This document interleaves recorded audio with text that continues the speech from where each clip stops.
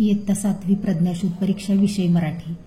शब्दसंपत्ती या घटकामध्ये आज आपण वाक्प्रचार या घटकावर काही सराव प्रश्न पाहणार आहोत. प्रश्न पहिला पहा. या चित्रात लपलेल्या वाक्प्रचाराचे शेवटचे अक्षर कोणते? तर या ठिकाणी आपल्याला या ठिकाणी काही शब्द दिलेले आहेत, ते आपल्याला व्यवस्थित जोडायचे आहेत आणि एक अर्थपूर्ण वाक्प्रचार तयार करायचा आहे. या ठिकाणी शी, क, मा, शिनी, ने आलंय. तर ह्याच्यापासून आपला कुठला वाक्प्रचार तयार होतो? माशी शिंकणे, माशी शिंकणे. आणि ह्याच्यातलं शेवटचं अक्षर कोणतं आहे? ते न, ने, म्हणजे पर्याय क्रमांक 3. खालीलपैकी वेगळ्या अर्थाचा वाक्प्रचार पर्यायातून निवडा. नाक मुरडणे, पित्त खवळणे, पारा चढणे, तिळपापड होणे. तर या ठिकाणी पहा, पित्त खवळणे, पारा चढणे आणि तिळपापड होणे म्हणजे संताप होणे किंवा राग येणे, खूप राग येणे. तर इथं वेगळा कोणता आहे? नाक मुरडणे म्हणजेच नापसंती दर्शवणे. पुढचा प्रश्न पहा.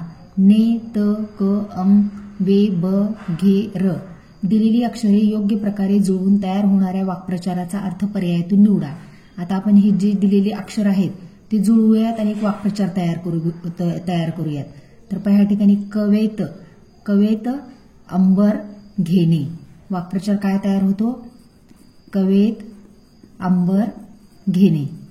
मग ह्याचा अर्थ काय होतो सांगा? कवेत अंबर घेणे म्हणजेच काय? अशक्य गोष्ट शक्य करणे. करुणा भाकणे या वाक्प्रचाराचा अर्थ पर्यायातून निवडा. दया येणे, करुणा करणे, दयेची याचना करणे, खूप वाईट वाटणे.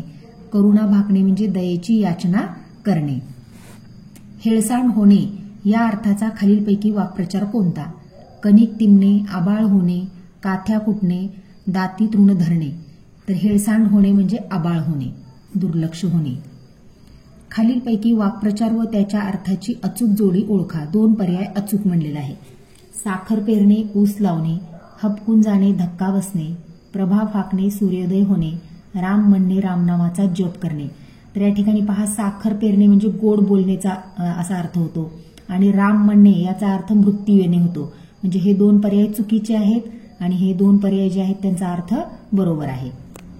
उन्हामुळे मला उलघाल होत होती. अधोरेखित वाक्प्रचाराचा अर्थ पर्यायातून निवडा.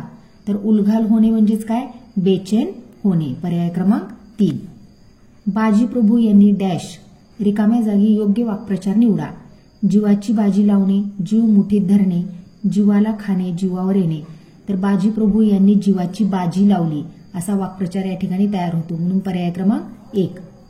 खाली दिलेल्या वाक्प्रचार कोणत्या पर्यायातील वाक्यात घालणे योग्य असेल? आता वाक्प्रचार आहे हात देणे. पर्याय पहा. भुकेलेल्या रामने पाटावर बसतात चांगला डॅश, तुझ्यावर मी विश्वास टाकला तर तू मला डॅश, समोर जबरदस्त शत्रू पाहून त्याने डॅश, संकटाच्या वेळेला खरा मित्र डॅश. तर या ठिकाणी आपलं वाक्प्रचार होतं हात देणे. हात देणे म्हणजेच मदत करणे. मग संकटाच्या वेळेला खरा मित्र हात देतो म्हणजे पर्याय क्रमांक 4. गळ घालणे. मी सिनेमाला जाणार नव्हतो पण मित्राने डॅश, गोड बोलून मित्राने चांगलाच डॅश, तो करून प्रसंग पाहून माझा डॅश, त्याने कर्ज काढून दुकान थाटले पण अखेरीस प्रकरण डॅश. तर या ठिकाणी गळ घालणे म्हणजे काय? मागे लागणे.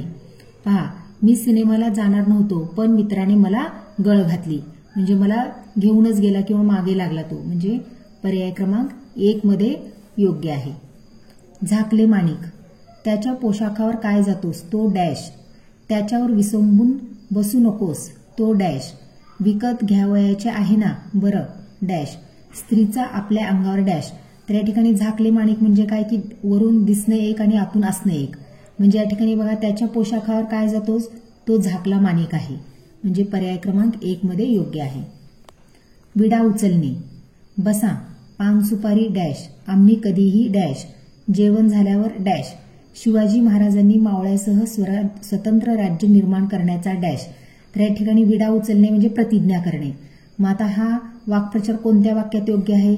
शिवाजी महाराजांनी मावळ्यासह स्वतंत्र राज्य निर्माण करण्याचा विडा उचलला म्हणजे पर्याय क्रमांक 4. हातावर तुळी देणे. दुकानदाराने 1 रुपया घेऊन मला डॅश, चोर पोलिसांच्या डॅश पळून गेला, जेवायला बसण्यापूर्वी यजमानाने प्रत्येकाच्या डॅश, मैत्रीण मला बरेच दिवसांनी भेटली, मी अतिशय प्रेमाने डॅश. तर या ठिकाणी हातावर तुरी देणे म्हणजे फसवून पळून जाणे. तर हा वाक्प्रचार जो आहे तो कुठे योग्य होईल? चोर पोलिसांच्या हातावर तुरी देऊन पळून गेला म्हणजे फसवून पळून गेला. नाक मुरडणे. परीक्षेत माझा पहिला नंबर आला. मी डॅश. बाबांनी आणलेली साडी आईला मुळीच आवडली नाही. तिने साडी पाहून डॅश. आकाशात इंद्रधनुष्य पाहून लीलाने डॅश. मैत्रिणीने मला इतका आग्रह केला की मी डॅश. तर या ठिकाणी पहा नाक मुरडणे म्हणजेच नापसंती दर्शवणे. तर या ठिकाणी बाबांनी आणलेली साडी आईला मुळीच आवडली नाही. तिने साडी पाहून नाक मुरडले म्हणजे पर्याय क्रमांक 2 मध्ये योग्य आहे. खाली दिलेल्या वाक्प्रचाराचा योग्य अर्थ पर्यायातून निवडा. कपाळ मोक्ष होणे, कपाळावर जखम होणे, कपाळावर मोक्ष लिहिलेला असणे, अतिशय भाग्यवान असणे आणि मरण पावणे. तर कपाळ मोक्ष होणे म्हणजे मरण पावणे. खालीलपैकी कोणत्या पर्यायामध्ये वाक्प्रचार आलेला आहे? 2 पर्याय अचूक. मनी वसे ते स्वप्नी दिसे, घर डोक्यावर घेणे, पराचा कावळा करणे, गरजेल तो पडेल काय. तर या ठिकाणी पहा पर्याय क्रमांक 2 आणि 3 हे वाक्प्रचार आहेत. घर डोक्यावर घेणे आणि पराचा कावळा करणे.